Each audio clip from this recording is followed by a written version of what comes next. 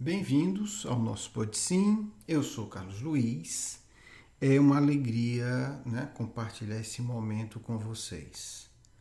Hoje nós vamos falar sobre um trecho do Salmos 23, famoso, conhecido Salmo 23, mas especificamente fazendo uma reflexão sobre a vida do escritor, do Davi, Davi viveu em torno de 1000 anos antes do Cristo. Qual é a história do Davi? Talvez vocês aí buscando na memória vão encontrar alguma coisa relativa ao Golias. O Davi foi o indivíduo frágil fisicamente que venceu o gigante Golias. Mas é apenas um episódio da longa vida desse espírito que é considerado o maior dos reis dos judeus. Davi é uma figura central tanto para os judeus, quanto para os cristãos, quanto para os muçulmanos. Então ele é uma das figuras mais importantes do Antigo Testamento. Qual é a história dele? O Davi era pastor, Era um jovem, filho de família simples, pobre, era um pastor. E era um pastor artista, Era um pastor que tocava flauta. Quando ele resolve enfrentar o Golias, vence Golias, e aí a gente usa a expressão Davi contra Golias, por quê? Porque Davi era um jovem magro, frágil, franzino. Golias era o maior guerreiro de um povo que disputava com o povo dele e que constantemente os humilhava, porque todos aqueles que o tinham enfrentado do povo judeu tinham morrido. Então ele estava sempre jogando desafios, humilhações, etc. Quando Davi, aquele jovem frágil, resolve enfrentá-lo, todo mundo tem certeza que ele irá sucumbir, que ele irá morrer, que não vai dar nem para o início da batalha com Golias. O fato é que ele vence Golias e se torna uma figura respeitada por todos. E Saul, que era o rei dos judeus na época, da tribo do Davi, porque nessa época Israel tem 12 tribos e as tribos estavam divididas. Saul, em homenagem, era um costume da época, hoje isso não faz sentido, certamente, mas oferece uma filha para casar com Davi. E Davi casa com uma das filhas de Saul. Saul morre e Davi ele herda, digamos assim, ele se torna o líder da tribo de Judá. E os filhos de Saul de outras tribos. O fato é que os filhos de Saul morrem, Davi congrega e unifica o povo judeu. Então ele se torna o grande líder, o unificador, o integrador do povo judeu. E foi justamente Davi que constrói Jerusalém, o templo de Jerusalém, famoso que Jesus vai. Ali, a cidade de Jerusalém, ela foi estruturada como o centro do judaísmo na época do mundo por Davi. Só que a vida de Davi teve muitas tribulações. Se você acha que você tem problema, escuta a vida do Davi. Bem, a grande questão do Davi foi em relação às tentações, como é na grande maioria de nós, espíritos da terra. Acontece que Davi se apaixona por uma mulher. Davi já é casado, esta mulher é casada, e esta mulher é casada com um dos generais de Davi. O fato é que Davi não resiste, ela também, eles não resistem, e tem um caso extraconjugal. Deste caso, a Betseba, que é o nome da mulher, ela engravida. E Davi ficam ambos numa situação extremamente delicada. Israel estava em guerra com outros povos, E Urias, que era o esposo de Betseba, está na guerra, Olha que situação, para defender o rei, que era o Davi. Davi manda chamar Urias de volta, É um plano que ele cria. Não, vou chamar Urias, ele vai ter relação com a mulher. Ele volta para a guerra e ela vai, né, depois comunicar que está grávida e vai ficar como filho dele. Urias volta porque é obediente ao rei, mas não entra sequer na casa dele. Ele fica dormindo nas escadas do palácio real, porque ele dizia que estava ali porque tinha que obedecer o rei, mas não queria nenhum conforto, porque não achava justo, enquanto os companheiros dele estavam na guerra, no desconforto, na ameaça, correndo risco de vida, ele fosse para a casa dele descansar e enquanto os amigos estavam no sofrimento. O fato é que Davi se dá conta que não vai conseguir, né, executar o plano e aí organiza um plano ainda muito pior, né? Ele dá uma carta para Urias, uma carta secreta, para ele entregar para Joabe, que é o general dele na guerra. E nesta carta ele orienta Joabe a enviar Urias para os lugares mais perigosos da guerra, né, para que ele seja ferido e morra. O fato é que o plano de Davi dá certo, né? E aí tem a famosa passagem do profeta Natan, né, porque até então ele, né, imaginava, não sei como, mas enfim, ele imaginava que ninguém saberia do plano dele. Natan, o profeta, entra no palácio e vai conversar com Davi. E aí é uma passagem que fica famosa, porque ele diz: Davi, imagine, trouxe um caso para você julgar. Davi diz: bem, pois não. E aí Natan diz: um homem tem 100 ovelhas. O vizinho dele tem uma. Mas ele quer a ovelha do vizinho. Então ele pega, invade a propriedade do vizinho, mata o vizinho para ficar com a ovelha dele. O que você acha disso? Davi fica irado e diz: este homem merece morrer, já tem 100 ovelhas e mata um vizinho para tomar uma ovelha.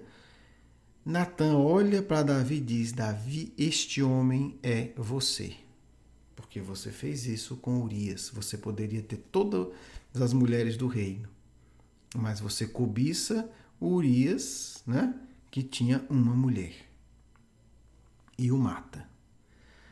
Imagine o drama que Davi tem nesse momento, porque Davi é líder de um povo profundamente religioso, né? Ele enfrenta Golias por ordem de Deus e vence orientado por Deus. Então toda a carreira dele é baseada na obediência a Deus. Ocorre que uma sucessão de tragédias começam a acontecer na vida de Davi. Um dos filhos de Davi mata o outro filho. Absalão mata Amon. Por quê?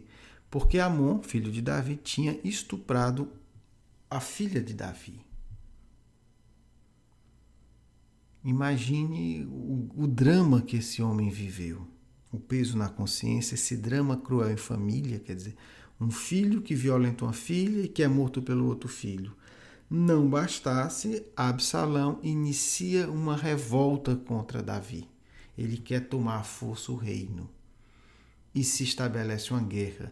Davi, para amenizar a guerra, resolve fugir, né, da invasão de Absalão. Imagine o coração desse pai, desse homem, de peso de consciência por conta da traição do amigo, esse drama intenso em família.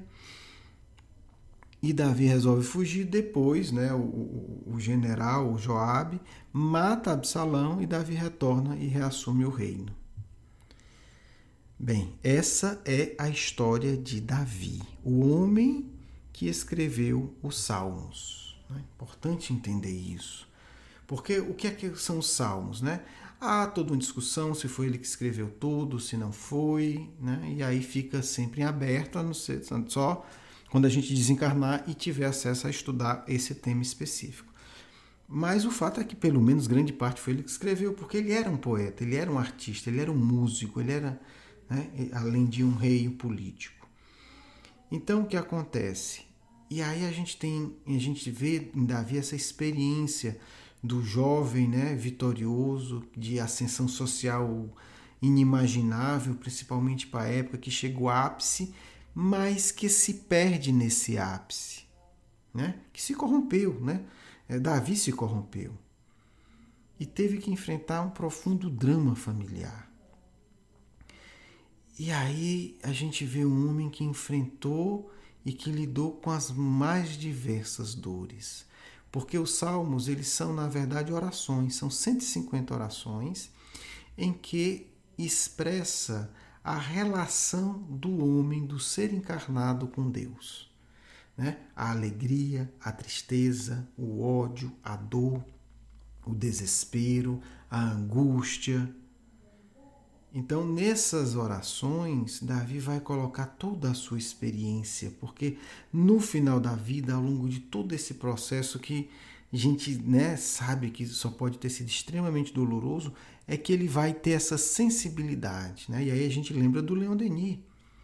A dor é que vai gerar o senso moral mais profundo, a sensibilidade artística mais profunda. Né? Ele vai dizer que o gênio e o santo são frutos da dor. E aí isso é para a gente poder ler um trecho dos Salmos, porque quem escreve isso só pode ter vivido em profundidade os próprios sentimentos. Né? O Salmo 23, que é o que eu vou ler, né? O começo é bem conhecido, a gente vai pegar um trecho para comentar. Né? Ele diz o seguinte: o Senhor é meu pastor, nada me faltará. Deitar-me faz em pastos verdejantes, guia-me mansamente a águas tranquilas. Refrigera minha alma, guia-me nas veredas da justiça por amor do seu nome. E ainda que eu ande pelo vale da sombra da morte, não temerei mal algum, porque tu estás comigo. Vou parar aqui porque já tem muito conteúdo, né? Essa última frase, né, ainda que eu ande pelo vale da sombra da morte, alguns outros tradutores falam que ela também poderia ser traduzida como ainda que eu ande pelo vale da escuridão mais profunda.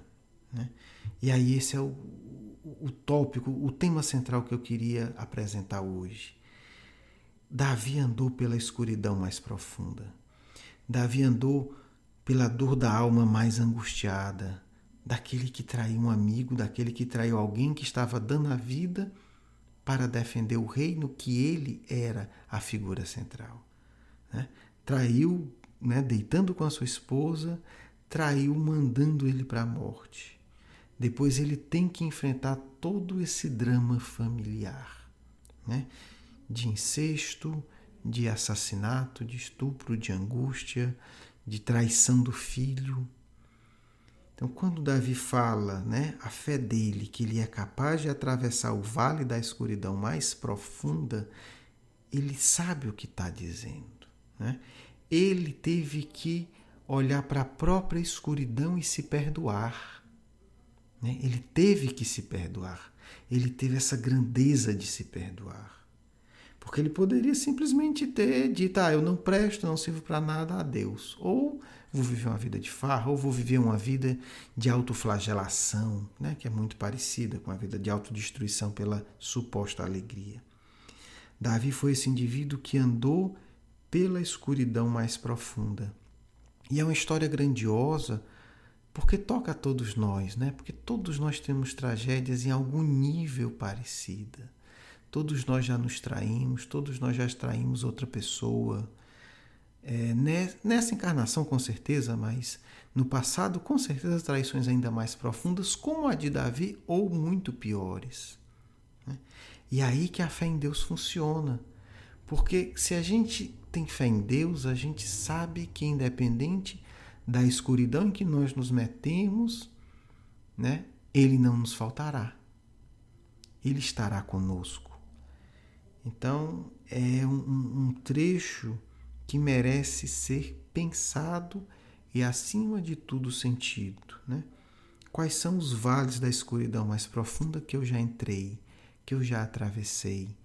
E hoje, se eu estou num vale da escuridão mais profunda, por que não pensar na história de Davi? Né? Se ele foi capaz de cometer todos esses erros, né, com orientação direta, né, dos espíritos superiores de Deus no simbolismo bíblico, pelos profetas, pelos espíritos superiores, ele foi capaz de cometer isso friamente.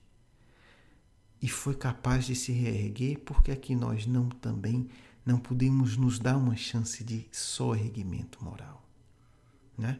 E superar, né, a postura de quem sou eu erro muito, eu sou muito inferior. Quer dizer, Davi tem essa grandeza de ter errado tanto como errou, de ter lutado tanto como lutou, de ter enfrentado tudo o que enfrentou, e ainda assim atravessou o vale da escuridão mais profunda, porque ele sabia que, independente de qualquer erro, o Senhor ali estaria para ampará-lo e para guiar, né, pelas veredas da justiça. Porque Deus não fica com raiva. Deus nos guia pelas veredas da justiça e do amor. Ele saiu da vereda, mas ele teve fé em Deus, que Deus o restauraria no caminho correto. É uma fé profunda e bonita, né? E é uma fé que eu desejo para mim e para todos nós, para você e para todos nós. Porque é uma fé que é capaz de nos resgatar de qualquer lugar, no plano físico ou no plano espiritual, independente da profundidade da escuridão que estejamos. Um grande abraço, né? Vamos passar para a nossa segunda etapa. Rogando aos bons espíritos, né, ao nosso Pai de amor e bondade, que nesse instante permita a comunicação dos amigos espirituais que nos orientam, nos amparam e nos protegem. Que assim seja.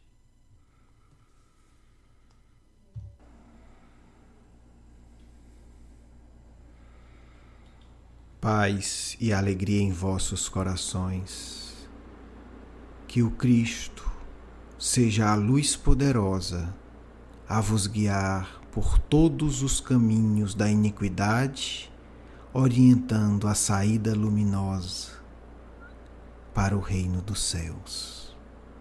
Davi, como sabemos, foi amparado pelo Mestre, que já naquela época atuava diretamente no mundo, buscando adentrar no coração de cada um de nós espíritos ainda endurecidos por não conhecermos a verdade envolta no amor superior do Mestre. Davi é um dos grandes exemplos para o mundo, porque pode, com a sua vibração poderosa, auxiliar a todos aqueles que lhe buscam como protetor, como soerguedor dos erros mais grosseiros da matéria.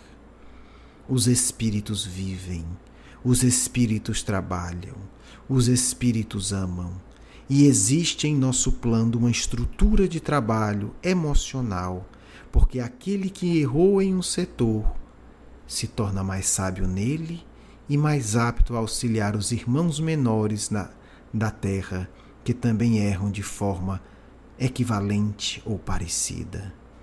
Por isso, meus amigos, saibam, independente de vossos erros, existem espíritos iluminados que cometeram erros semelhantes ou muito piores. Por isso, não vos envergonheis no sentido da autodestruição, da autodepreciação, do falso pudor. Não. Fazeis como Davi.